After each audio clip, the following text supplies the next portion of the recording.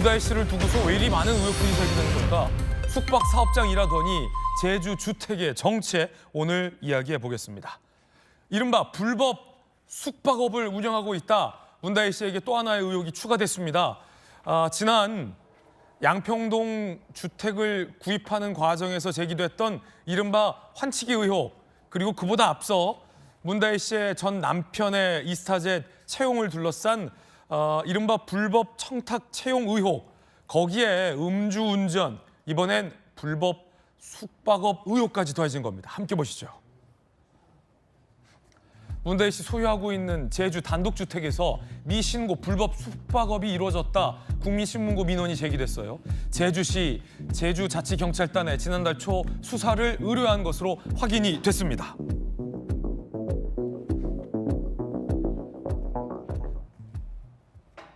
자, 그런데 이게 앞서 민주당의 친문계 의원이 설명했던 내용과는 많이 배치되는 내용이어서 윤건영 의원이 설명한 내용이 도대체 사실관계 확인은 하고 한 건지 논란까지 일고 있는데 함께 보시죠. 친문계 윤건영 의원이 이렇게 얘기했죠. 문다혜 제주도 별장 전혀 사실 아니다. 이른바 문다혜 씨가 별장을 보유하고 있다는 것에 대해서 강하게 반박을 하면서 밝혔어요. 그 주택은 공유 숙박업을 위한 사업장 등록도 돼 있다라고 밝힌 바 있었습니다. 그런데 저 말 때문에 사실 취재가 시작됐는데, 그리고 국회에서 들여다보기 시작했는데, 지난달 기준으로 관광 숙박업, 농어촌 민박업, 외국인 관광 도시 민박업, 한옥 체험업 등등등등 등록할 수 있는 것들이 많았는데도 사업자 신고 등록 내역이 없다. 모든 항목이 미등록돼 있다라고 여당의 신동욱 국회의원실에서 확인을 하고 나선 겁니다. 사업자 신고 등록 내역도 없다. 자, 이 주거용 건물에서 미신고 숙박업 영업 시에 여러 가지 법률 위반, 징역 또는 2천만 원 이하의 벌금도 처해질 수 있다라는 법률 위반이다라는 문제가 지적됐습니다.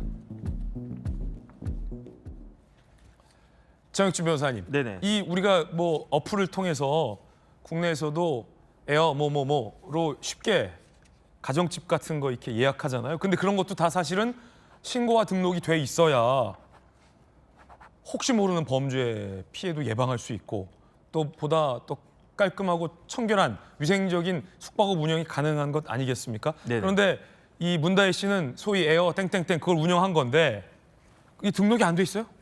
그러니까 이렇게 생각하시면 돼요. 제가 자가용이 있는데 그 자가용 가지고 영업하면 되겠습니까? 택시도 아닌데. 안 되죠. 그거 안 되는 거잖아요. 마찬가지로 저도 집이 있는데 그 집 가지고 영업을 하면 그게 되겠습니까? 왜 안 되냐면은 뭐 여러 가지 생각을 할 수가 있는데 네. 그 이용자들이 있을 거 아니에요. 제가 저희 집을 인터넷에 띄워가지고 뭐 하룻밤에 10만 원, 뭐 20만 원 이렇게 이야기를 했을 때 그 집이 어떤 집인지 이용자들이 어떻게 알겠습니까? 그러니까 그 집의 위생 상태는 어떤가, 그다음에 그 집이 불날 위험이 있는 그런 집인가, 이런 것들에 대해서 최소한의 정부 당국에서 체크하기 위해서 허가한 것도 아니고요. 등록하도록 되어 있다고요. 그런데 등록. 법이 세 가지가 있어요. 어떤 법이 있냐면은 공중위생관리법이 있고 농어촌 정비법이 있고 관광진흥법이 있는데 예. 여기에 해당이 되려면은 이 공중위생관리법상의 숙박시설이 되려면은 일반 주택은 안 되니까 이건 안 되고, 농어촌 정비법상의 농어촌 민박업은 가능할 수 있을 것 같단 말이에요. 왜냐하면 이게 제주도니까. 그다음 관광진흥법상에는 외국인 관광 도시 민박법이 있는데 외국인 상대로만 영업한 게 아니니까 이것도 아니고. 그것도 아니고. 그다음 관광진흥법에는 한옥 체험 그 업이 있거든요. 그런데 우리가 봤다시피 그 제주도의 별장이 한옥은 아니잖아요. 예. 그러니까 그 해당될 수 있는 거는 농어촌 정비법상의 농어촌 민박업은 등록하고 영업하면 됐었는데 그것도 안 했다라는 그러한 이야기인가? 자, 왜 안 했을까? 그러니까 일단은 뭐 귀찮아서 안 했다라고 이야기할 수 있을 것 같은데 혹시 뭐 등록하면 세금 내야 돼요? 세금 내야죠. 아, 그러니까 결국은 세금 문제다. 세금 문제예요. 세금 문제이고, 그다음에 그런데 저는 이해가 되지가 않는 게 문다혜 씨의 그 준법 의식이 어떻게 이렇게 바닥일 수가 있는가. 지금 자동차 과태료 가지고 한 차례인가 체납 처분돼 가지고 압류까지 됐잖아요. 이런 사람 우리나라에 몇 명이나 있겠습니까? 예. 거기에다가 이제는 집까지 이렇게 불법적으로 영업해 가지고 세금까지 체납을 갖다가 한다. 그러면서 근데 이렇게 그 집을 갖다가 영업에 이용한 게 언제부터냐? 2020년부터라면서요. 그때 뭐 후기에 뭐 이것저것 많이 뭐 후기가 달려가지고 평점도 5점 만점에 4.8점 받을 정도로 굉장히 또 그 장사는 잘한 모양인데 네. 2020년이면은 어떤 때입니까? 누가 대통령이었습니까? 문다혜 씨 아버지 문재인 대통령이 대통령 때였잖아요. 네. 2020년에 문다혜 씨 어디 살고 있다고 우리가 알고 있습니까? 청와대 살았잖아요. 예. 그러니까 자기는 국가 재산이 청와대에 그냥 슬쩍 들어가가지고 아버지랑 같이 그 애들 데리고 살면서 자기 집은 이렇게 영업으로 돌리면서 그러면서 세금 한 푼 안 내고 그 와중에 자동차 뭐 그 과속을 했는지 뭐 주차를 갖다가 뭐 어떻게 했는지 그러면서 과태료 날라오는 거는 싹 무시하고 그다음에 제가 이태원 그 식당 알아봤더니 굉장히 고급 식당이란 말이에요. 그래요? 비싼 데 가가지고 밥 먹을 돈은 있어도 세금 내고 과태료 낼 돈은 없나? 어떻게 저런 사람이 직전 대통령의 딸이었나? 전 참 희한하다는 생각이 듭니다. 자, 정영진 변호사님. 한 가지만 더 다시 확인 드릴게요. 문다혜 씨가 아버지 문재인 전 대통령의 청와대에 함께 살 때 네네. 이미 제주에는 임대 숙박업을 하고 있었어요? 그러니까 뭐 무허가? 에어비앤비라고 있지 않습니까? 저도 이번에 처음 알았는데 에어비앤비에 슈퍼 호스트라는 게 있대요. 예. 이 슈퍼 호스트는 에어비앤비가 아주 특별하게 굉장히 그 믿을 만한 그러한 그 에어비앤비다라고 인정을 갖다가 해야 되는데 에어비앤비의 그 슈퍼 호스트가 되려면 어떻게 돼야 되느냐? 평점이 높아야 되고요. 그다음에 그 평이 좋아야 돼요. 근데 그 기간이 겹쳐요, 지금? 2020년부터 후기가 134건이 올라가 있다라고 하는데 후기 내용을 보면 바다 풍경이 바로 앞이라 너무 좋다. 그다음에 뭐 집도 크고 지하철역도 가깝다. 그래가지고 평점 뭐 5점 좋겠다. 그래가지고 평균 평점이 그 4.8점이라고 하니까 이게 만약에 문재인 대통령 퇴임한 2022년 이후라고 하면 모르겠는데 2020년부터 후기가 이미 올라가 있다라고 하니까 이거는 아마 언론에 의해서 확인된 내용이라고 저는 생각이 듭니다. 예, 오늘 한 보도에 공유 숙박 어플리케이션에 이 문다혜 씨의 제주 주택이 2020년부터 등록이 돼 있어서 이른바 슈퍼호스트로 여러 가지 별점과 후기가 달렸던 건 아니냐라는 언론 보도가 있었거든요.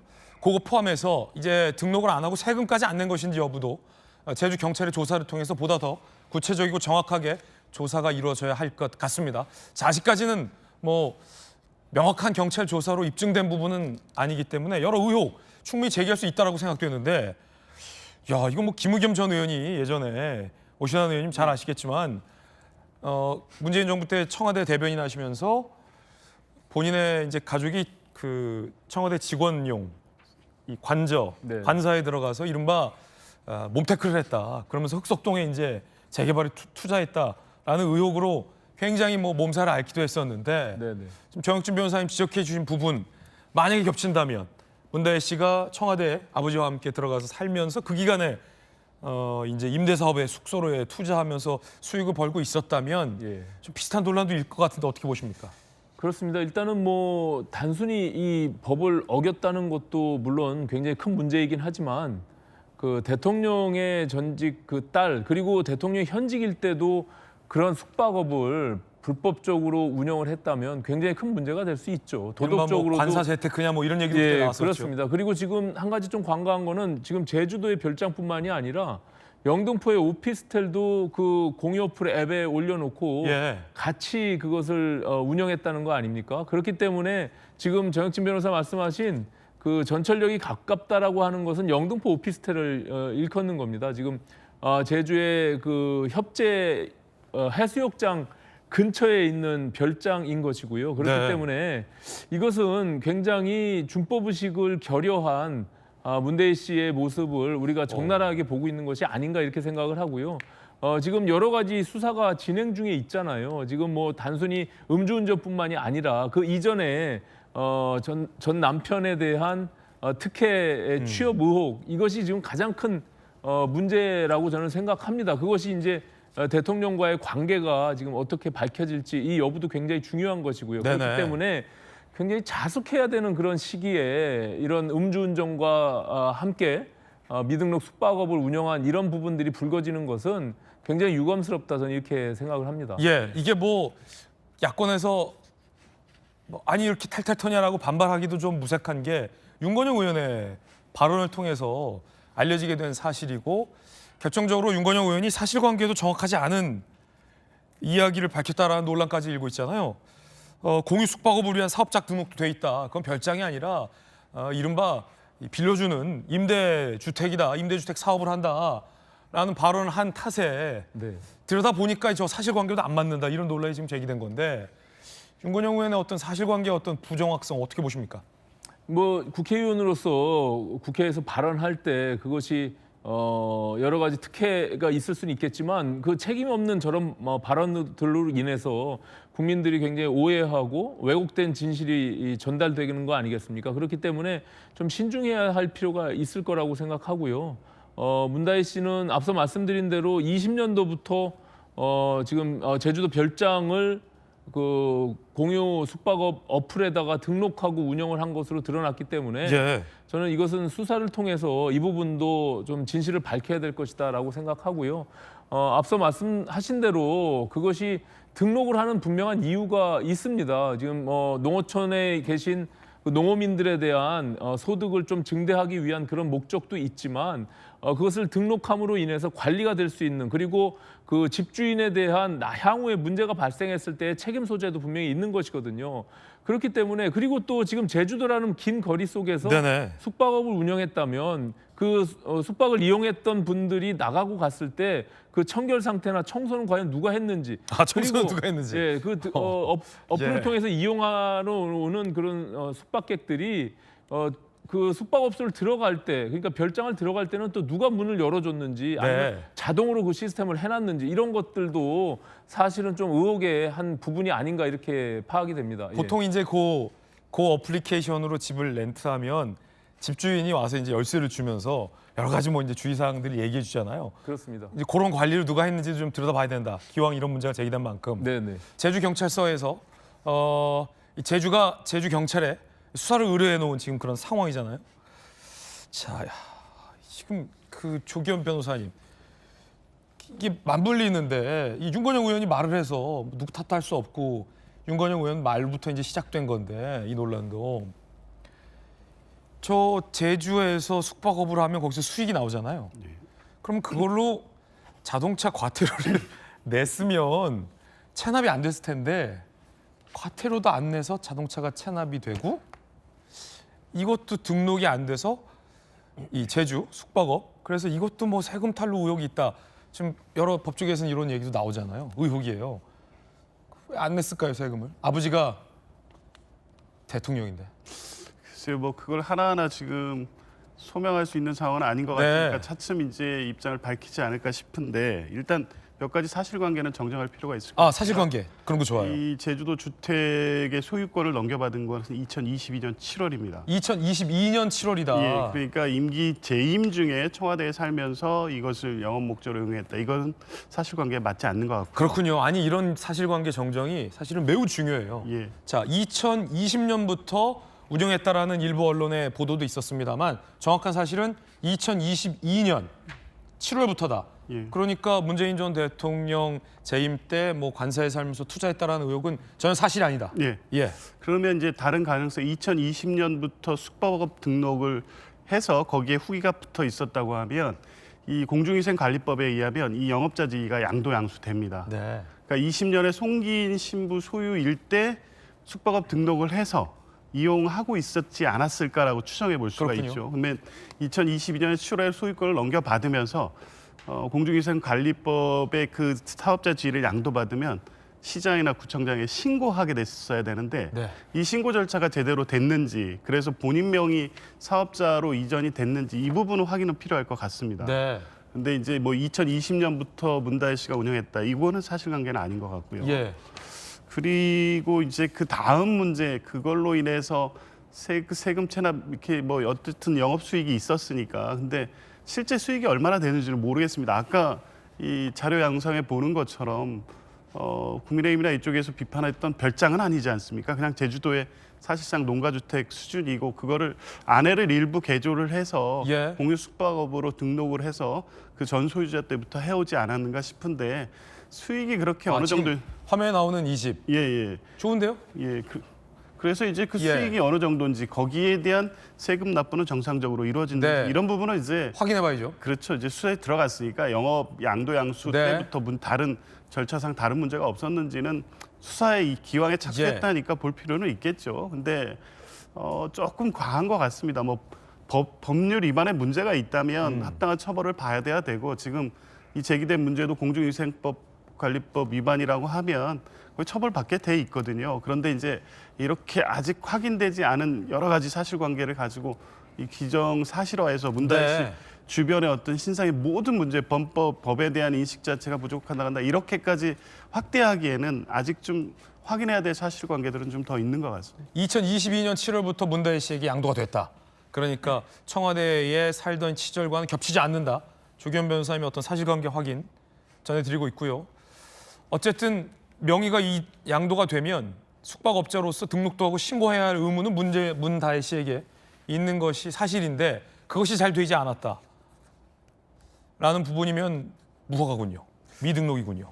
그런데 저는 이제 조기현 변호사님 말씀 맞거든요. 네. 등기부 제가 확인을 했었었는데 어떻게 되어 있느냐. 송기인 신부가 쭉 가지고 있다가 집도 송기인 신부가 지은 걸로 되어 있어요. 예. 그러다가 2022년 7월에 3억 8천만 원에 문다혜 씨가 매입했다고 그랬어요. 예. 그런데 저는 아무리 제가 좋게 생각을 하려고 해도 아니 그 노 신부님이 에어비앤비를 하겠습니까? 그것도 등록도 안 하고 국가에다가 신고도 안 하고 에어비앤비 해가지고 신부님이 용돈벌이를 갖다가 했겠습니까? 신부님도 등록 안 했어요?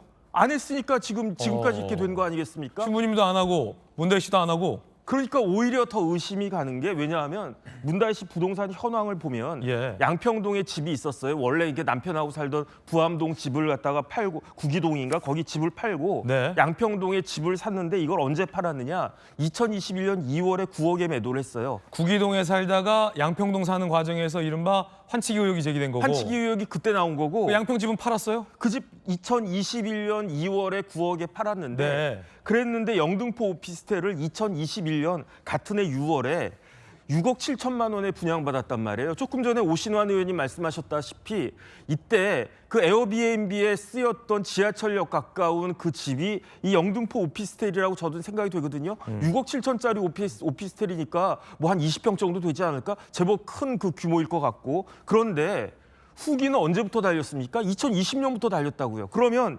2020년에 문다혜 씨가 소유했던 부동산은 양평동 집밖에 없었는데 그게 다가구 주택인데 양평동 집을 에어비앤비에 내놓았겠습니까? 저는 그렇지 않았을 거라는 생각이 들고 2020년에 달렸던 그 후기는 어디 후기일까? 그거 제가 확인은 못했는데 제 추측으로는 제주도일 것 같다는 그런 이야기예요. 그러면은 문다혜 씨는 자기 집도 아니고 송기인 신부 집을 자기 마음대로 에어비앤비에 올려가지고 자기 마음대로 돈을 벌었다는 이야기인가? 더군다나 결정적으로 의심 가는 게 조금 전에 제가 말씀드렸다시피 후기가 너무 좋아요. 바다가 그냥 바로 앞에 보이고 내려가면 바로 바다다. 그러면 이런 집이 얼마였겠습니까?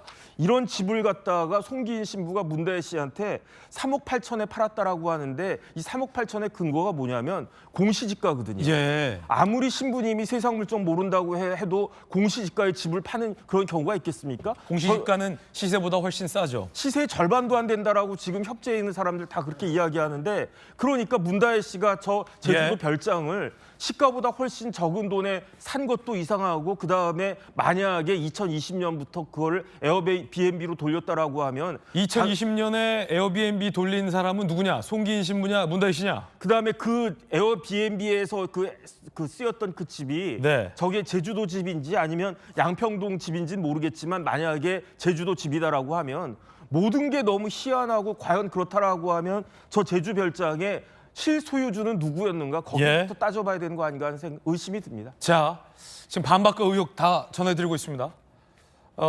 정혁진 변호사님 말씀해 주신 부분, 이 수사가 좀 진행되고 있으니 그 부분도 좀 명확하게 가려내야 될 것 같군요. 일단 그 제주도 집 임대 어플에 등록이 돼 있다는 그 집 영상부터 한번 좀 볼 수 있을까요? 작은 뭐 조그마한 농가다. 아니다. 그렇듯하다. 저 뒤에 바다 있고요. 1층과 2층이 돼 있고, 자 커튼도 쳐 있고요. 대문도 있고, 안에 마당도 있습니다. 꽤 멋있는 집이에요.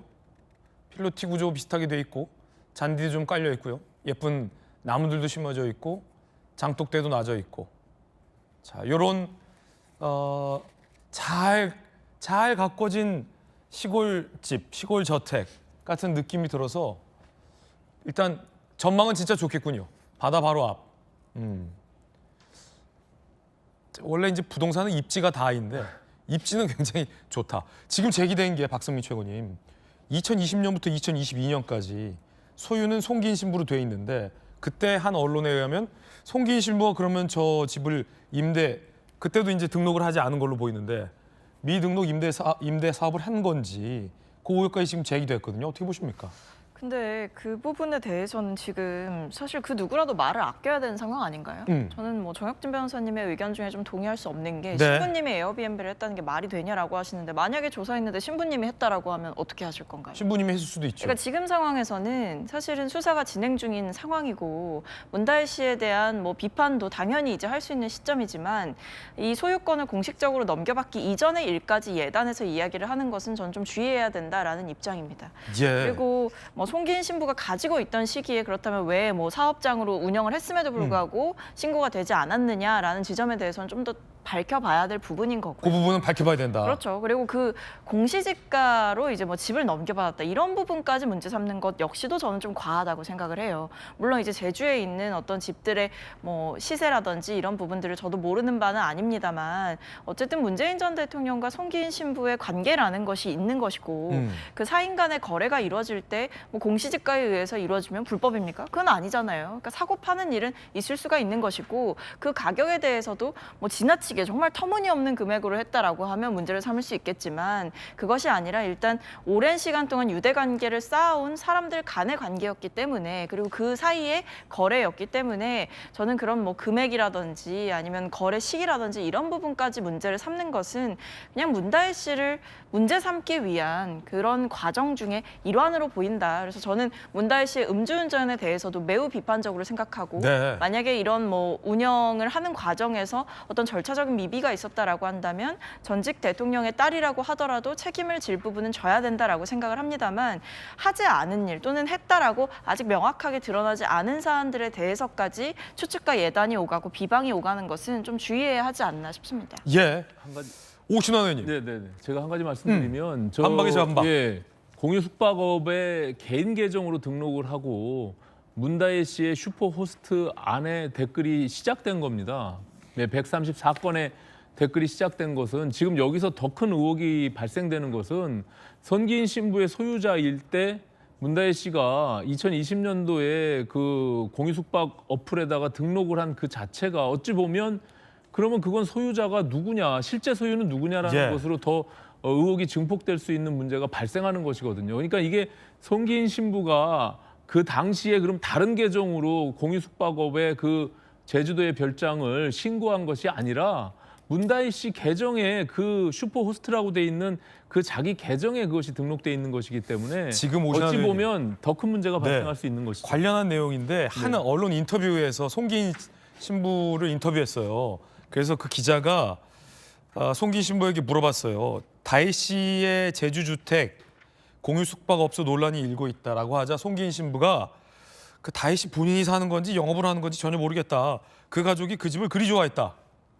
라고 송기인 신부가 인터뷰를 했는데 네네. 이렇단 얘기는 송기인 신부가 그 집을 영업을 해? 이걸 잘 모르고 있다라는 네네. 현재 상태인데 그러면 신부님이 2020년에 그 집을 임대했다라는 것과는 좀 거리가 멀어 보이는 그러니까는- 인터뷰 답변도 지금 나와요. 그 20년도 이후부터는 지금 그 공유 어플앱에 정확하게 등록이 돼 있는 거고 그 이전에도 실질적으로 저 지금 제주 별장을 누가 사용하고 실질적으로 누가 운영했는지를 지금 어찌 보면 문다혜 씨가 그것을 실질적으로 자주 사용하고 그렇게 됐다는 것을 보여지는 거죠. 송기인 신부는 거의 가지 않은 것으로 지금 우리가 추측할 수 있는 것이거든요. 그렇기 때문에 그것이 3억 8천에 명의 이전이 될 때 거의 시세의 반값으로 됐다는 것조차도 그러면 실질적 소유가 그 문다희 씨 아니면 문재인 전 대통령의 소유가 아니었는가라고 우리가 합리적 의심을 할 수 있는 것이거든요. 네네. 예. 자, 지금 이 의혹이 상당히 뜨겁습니다. 그 별거 아닌 거 가지고 그러냐? 라고 하기에는 법이 신고를 하게 되어 있고요.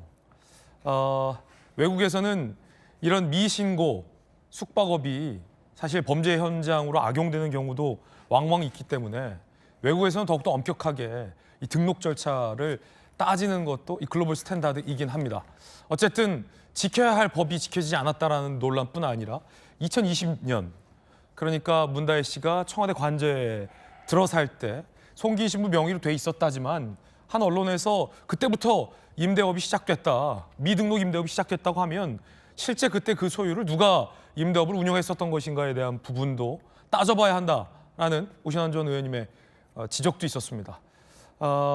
반면 아니 이건 역시 과태료 처분받고 처벌하면 될 일이지 과하게 문제 삼으면 안 된다라는 반론도 함께 전해드리고 있습니다. 여러분 어떻게 생각하십니까?